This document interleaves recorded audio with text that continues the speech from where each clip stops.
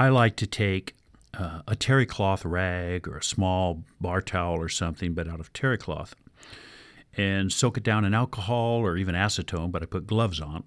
And then I go over inside and outside of the drum 2 or 3 times, and this removes the last bit of stickiness on the drum, so it makes it a lot more pleasant to hammer on and work with. You can do this even after a general cleanup of your machine. Quick wash down with some acetone or some isopropyl alcohol, and it'll remove the last bit of stickiness so that when you start your next harvest, you're starting with a perfectly clean machine. And this helps a lot when you're using the distilled water to break the adhesion. If it's real clean from the beginning, it'll stay clean a lot longer.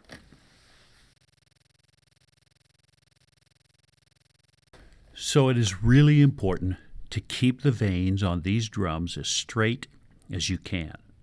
And things happen. Every now and then they're going to get bent in, they're going to get bent out a little bit. Now, one of the ways that you notice this is you'll start hearing a metal-on-metal clicking, perhaps.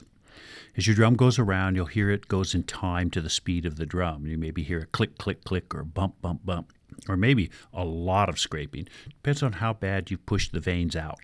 If the vanes are pushed out, which can happen from stuff going through the drum, people being a little too rough and handling it, that's when you're going to start hearing the metal scraping.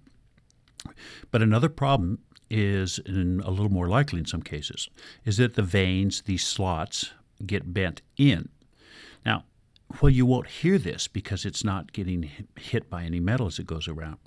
It's reducing the effectiveness and the cutting surface of your machine.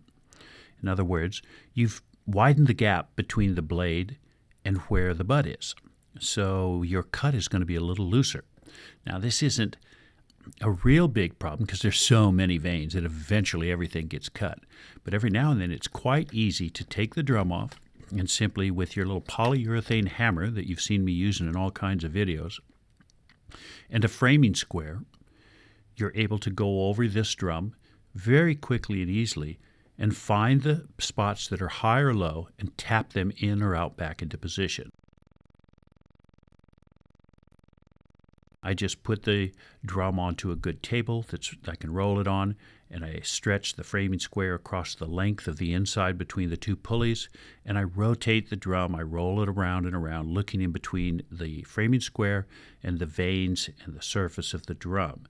This is easy for me to spot where it's high, because it'll be raising up the square, or where it's low, because you'll see a big gap between it.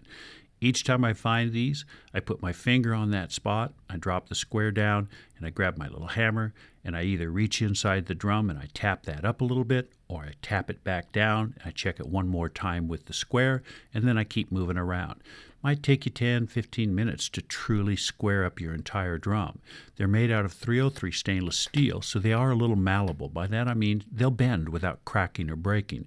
So don't be afraid to tap it a little bit. If you tap it too far, no big deal. Just go back in and tap it back in the other direction a little bit. Use your square to tell you when it's absolutely true. And if you'll do this every now and then, you're going to see a more effective cut throughout the course of the day on your machine.